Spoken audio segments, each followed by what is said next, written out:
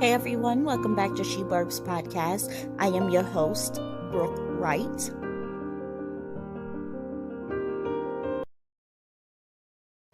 Hello everyone, welcome back to She Burbs Podcast. Today's guest is Margaret. Hi Margaret. Oh, hi Brooke. Is it echoing for you? I feel like it's echoing. I don't know. I don't. Oh, hello? Okay. But today's guest is Margaret. Hi Margaret, thank you so much for being a guest today. Oh, thank you, Brooke, for having me on. So Margaret is the author of Scandal in the Shadows, and she's also the author of Journey of a Celtic Soul book. So can you tell our listeners a little bit about your background? Oh, yes. I'm a Catholic. Grew up back in the 1950s, Mhm. and in an Irish Catholic family. And I don't know what the. Can you hear me? No, I can hear you, but I don't know what the echo is. Oh, you heard an echo? Yes. Oh, I don't hear it. Now I don't hear it. Oh, okay. Well, for the listeners, I grew up back in the 1950s, and at that time in the Catholic Church, there was a wide discrepancy regarding women and men. Even though you were baptized like the baby boy and baby girl, Mhm. it was always the boys that could answer God's call. And unfortunately, for a woman, that wasn't so. And I learned at a very young age. My brother Paul received as a birthday gift a replica of a cardboard altar. And we were playing, he was the priest, and myself and my twin sister were the parishioners. And everything was fine until a certain point when I wanted to take over and be the priest. And I said, Paul, I want to be the priest. And I'll never forget, he said, you're girls, you have to be a man. Wow. So anyway, I learned, that there definitely was at an early age the unfortunate discrepancy. Mhm. But my former book does concentrate on the fact that biblical research proved that there were women priests. Yeah. Today, I have a new book, Journey of a Celiac Soul, A Second Chance at Life. And that tells my own journey as a Catholic with celiac disease, my near-death demise, and my own access to Eucharist.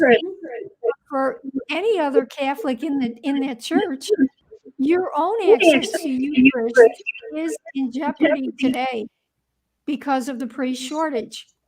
And I want Catholics really to take this book and to sort of take their own journey of their soul and really look at the Eucharist, what that means to them, and what would it be like if they did not have access to that.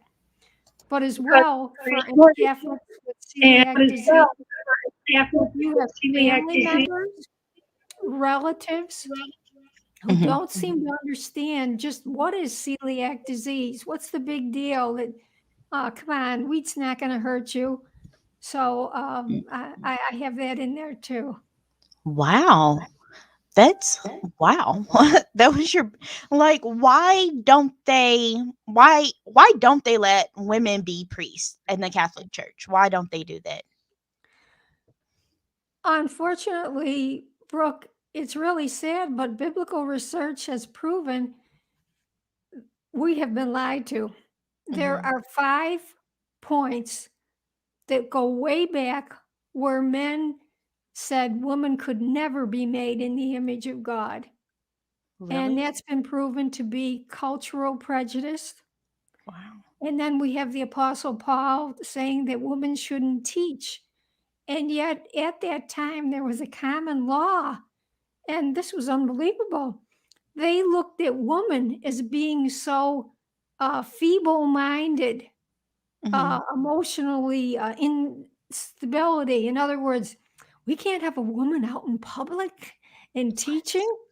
I mean, it was just unbelievable. And then the third one was the sin of Eve, and that goes Mhm. way back into Genesis. And Wow. then there's the cultural prejudice there. Mhm. But at that time, believe it or not, it's miraculous. There were perfect candidates for the priesthood, and they were the men. Wow. And then, surprise, and then we've all heard Jesus sending out the 12 apostles. Mhm. If you look, John Vineyard had a book, The Ordination of Woman in the Catholic Church, and Mhm. he explained at the time when Jesus was, doing his ministry, that culture in Israel was purely patristic in nature. Mhm. So he just knew that was not going to fly for him to name 8 women. Um, he would very well have been chased off of a cliff. So it's too bad, but he had to work within the context of what the culture was, and at that time it was purely patristic. Mhm. And then lastly, um, this fifth point, all these points are supposed to be based on biblical, they're supposed to be biblical in nature. That Mhm. as a woman, we can't be on the altar during the consecration of the host because Jesus was a man. So you have to have a man on the altar. And um, biblical research has proven all 5 of these have nothing to do. They're not biblical in nature at all. Instead, it's cultural prejudice. So Wow. I want to know why the Catholic Church isn't coming out like with some type of a statement. Look, we're sorry, we're wrong. We were wrong on this. Mhm. So we've They been lied to still. about this, but let's bring this issue really, the whole heart of this issue Mhm. is the hierarchy not seeing the issue of women's equality in the church. Mhm. And we still today, why are we where we are? Mhm. This inequality is there, and this issue isn't even on the current hierarchy's radar. Mhm. So, how can we ever expect things to change? Yeah. They won't. But this is the most important point, and this is just unreal. Back in 1976, the Pope has his own commission. Okay, the Pontifical Biblical Commission. Mhm. They explicitly came out with a statement and they said there is no biblical reason Mhm. why woman can't be ordained. Now, Wow. that was 1976. So, in a sense, why is it that myself, all these other Catholic organizations, which the church will not mention. Mhm. So many everyday Catholics don't even know of their existence. Wow. Um, Future Church, Call to Action, Women's Ordination Conference, Roman Catholic Woman Wow. Priest. All of us are basically, when we do interviews, and obviously asked why women aren't priests, but Mhm. it's like we're stuck trying to explain why we aren't. Yeah. And yet, what was said back in 1976 should Mhm. negate all this. Foreplay isn't the right word. Wow. Get back on the straight and, but you know what I mean. We shouldn't have to go through all this nonsense. Right. I agree. We have the answer right there. There's absolutely no biblical reason. And Mhm. we should actually go forth from that position. But still, with the Catholic Church couching this issue that there never were women priests, women bishops. Mhm. And this is not the truth because through biblical research, there were even lists of, there's the list of the priest orders, there was the list of women. And these lists were made up of not only by bishops, but by popes as well. Wow. That's So, That's They're wild. So they yeah, will never, ever, ever, ever change it, will they? They won't, they will they won't change it unless, excuse me, they? It's okay. I get choked up. They will not.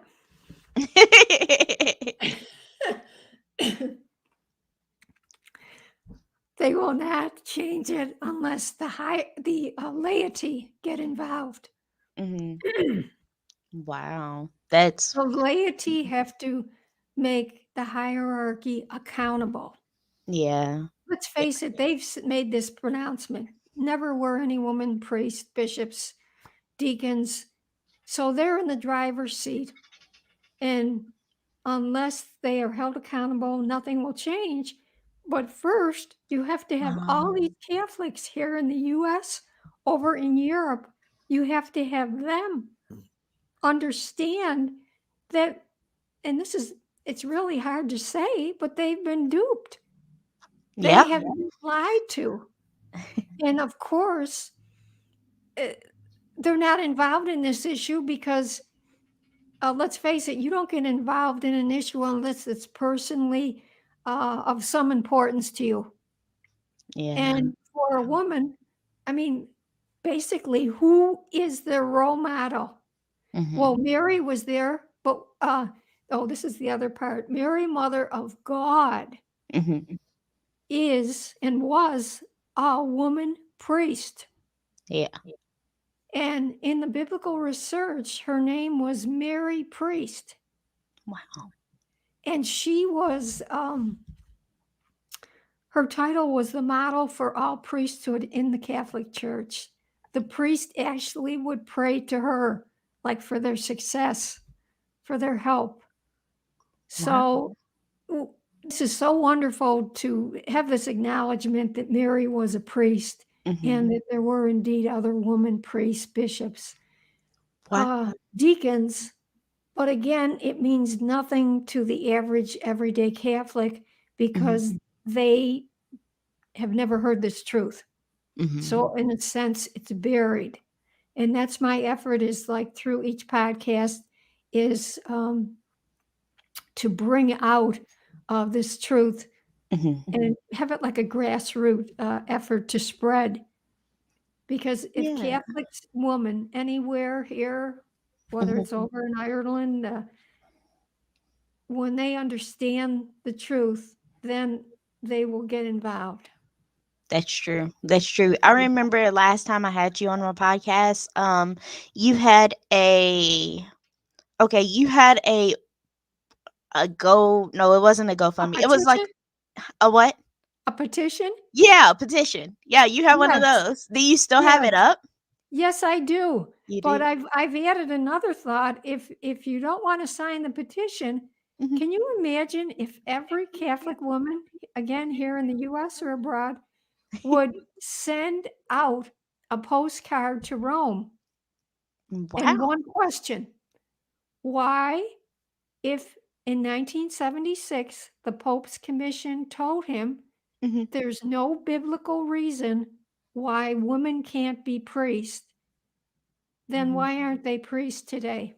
Exactly. That's as Exactly. simple and as concise. Why aren't there women priests today when the Pope's own commission said there's Mhm. no biblical reason to hold them back? That's true. That's true. 1,000% true. I don't know if they're gonna change it after all of these years. It'll take a lot of people doing that, but I hope it does happen. I'm definitely going to do that. I'm going to sign a petition again, but I'm Oh, definitely thank going you very to. much. How many times can we sign the position? A petition? Like, is it only once? Yeah, I believe it's only once. Oh man, well I can create another name. No, I'm just joking. I can have my dog do it. Put her name on there. um, so can you tell us about your book, your newest book that's coming out, Journey of a Celtic Soul? Oh, Yeah, yes, celiac, so, yeah. a second chance at life. It's basically a story that tells my own journey as a Catholic. I have celiac disease. Oh. And what that means is I can't eat any food. I used to eat what I considered regular everyday foods, but now if anything has wheat or other grains of wheat in it, I can't consume that. And I remember sitting at my kitchen table and the doctor gave me a call. He thought he knew what I had, that I would go in for one more test. But then Wow. he went on to say, if I think what you have is what it is, your eating regimen is going to be completely changed, and that you never again will be able to eat your favorite cookies. Wow. And what are your favorite cookies? Oh, chocolate chip. Oh I no. I remember putting the phone down and I'm sitting in the kitchen and I looked over and one cabinet was open. And I'm looking at Duncan Hines brownie mix, Duncan Hines chocolate cake, and there was cornbread and whatever else. And it hit me. Uh, I'm not going to be able to consume those foods again. Mm.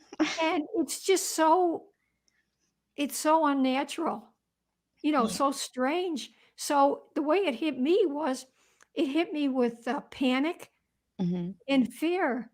Well, we had about 8, 10 boxes of Girl Scout mint cookies in the Oh. basement. So I remember I ran down to the basement. I got them out of the freezer. I I sat down. It was too bad for my mother and twin sister because when they came home, they were gone. But I mean, that's literally it was panic that I would Wow. never be able to eat. You know what I mean? Like forget chocolate chip, any what I when I say regular food, I mean, just go to a grocery store on any shelf, just grab it, not checking that there's weed in there. Mhm. And Yeah. then you just think at your breakfast table, no regular pancakes, waffles, No. bagels, your regular bread.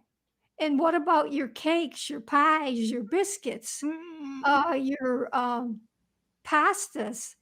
Oh. Your pasta has to be cooked in plain water.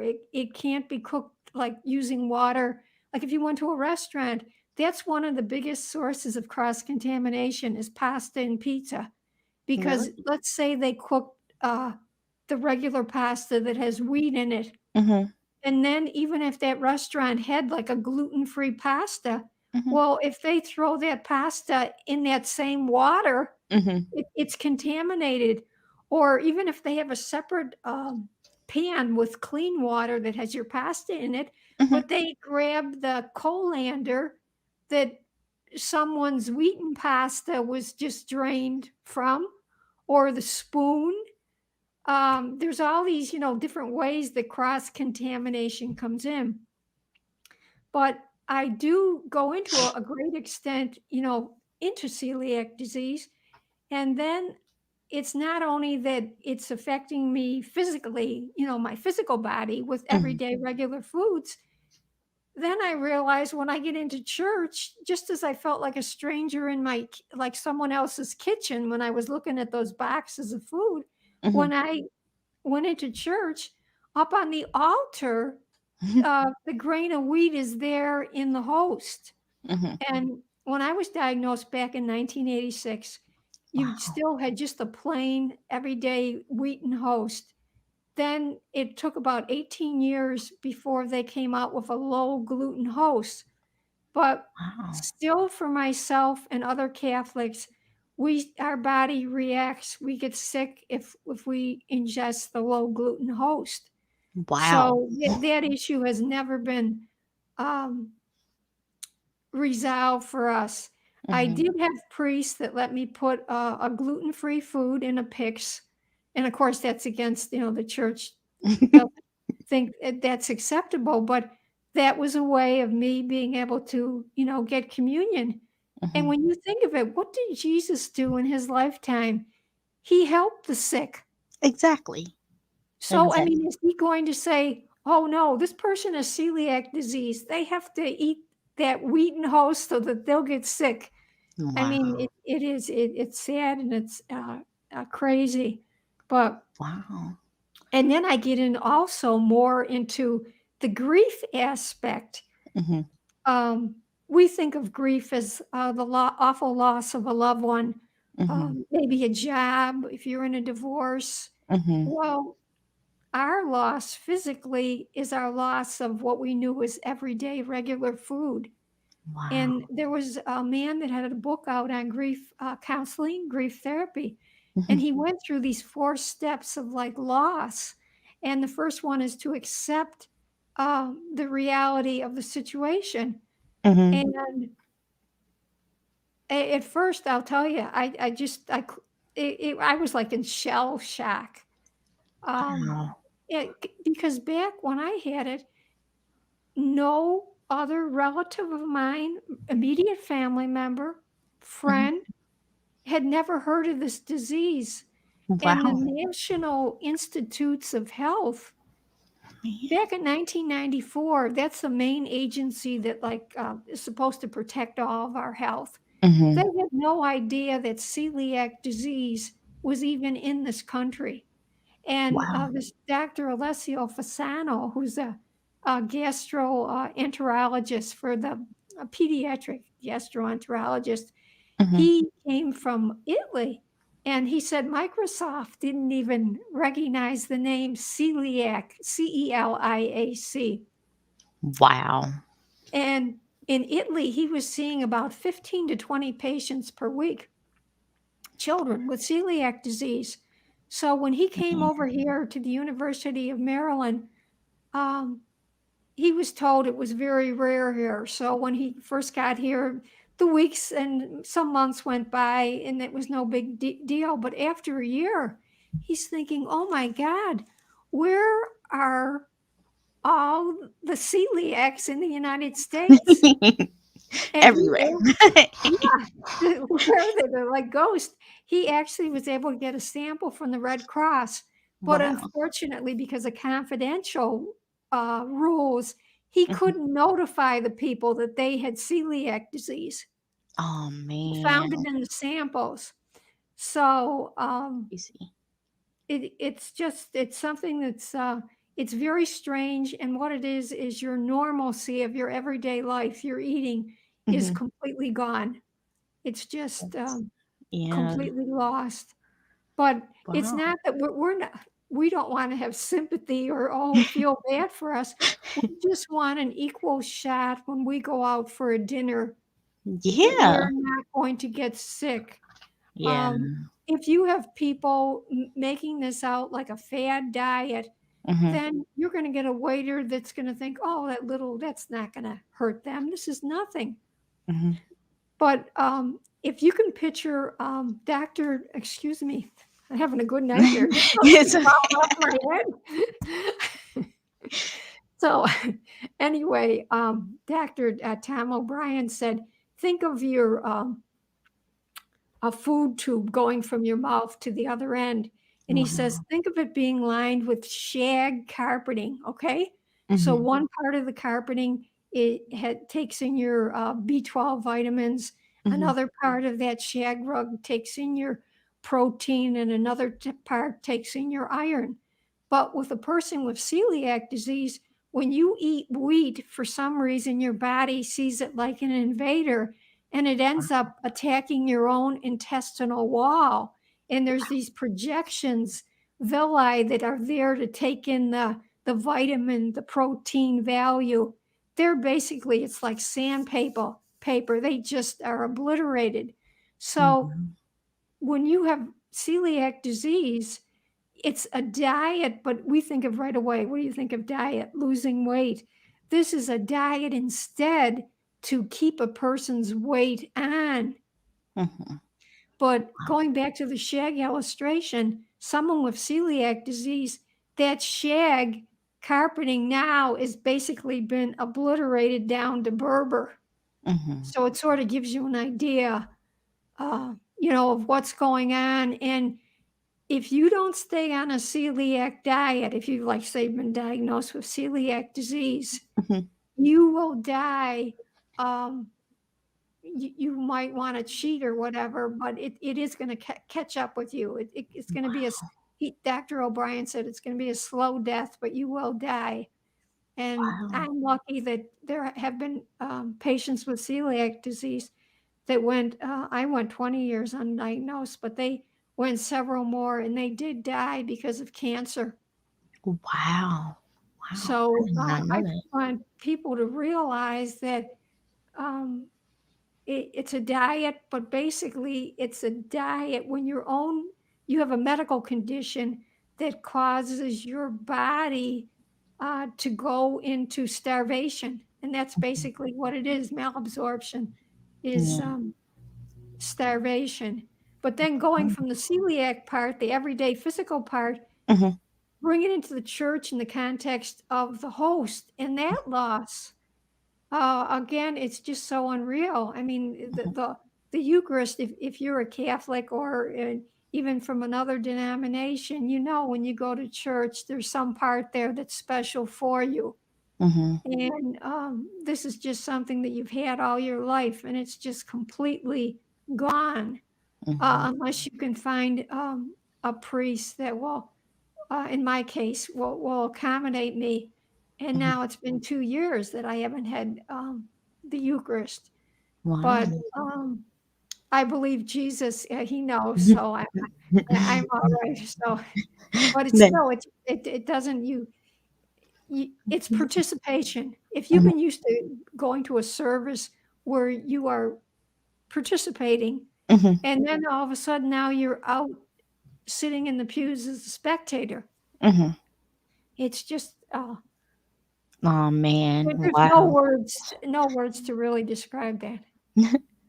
So when does your new book come out? Do you have a Well, date for it? not yet. It's going to be late December or early January. Oh, okay. Okay, cool. I'll be Yeah, so looking it's out for pretty that. recent, and it will be on Amazon. Amazon. Okay. I'll be looking out for that. Just make sure you message me and say, "Hey, Brooke is out," and then I'm Oh, definitely thank gonna check you. that. So I wanna I wanna thank you, Margaret, for coming on my podcast today and chatting with me. Oh, thank you so much. And I just could I add my website? Oh yeah, yeah, sure. Yourradicaltruth.com. Mhm. Yourradicaltruth.com. Yes. And I have her website linked in my website too. So it's on my Oh, website okay. too. You have a great day, okay? Okay. Take it easy, Brooke. Thank you. You're welcome. Bye. Bye. Hey everyone. I want to thank you all so much for listening to my interview with Margaret Mary O'Connor. So, like she said, if you would like to check out her book or sign her petition, you can go on the website. It is in my website, and she mentioned it in the interview. And you can go and purchase her other book, Scandals in the Shadow, about the Catholic Church. And then her new book, she said late December, early January. So be looking out for that as well. I hope you all have a great day and make great choices. And thank you all so much for listening to my podcast and supporting me. I greatly appreciate it. Have a great day.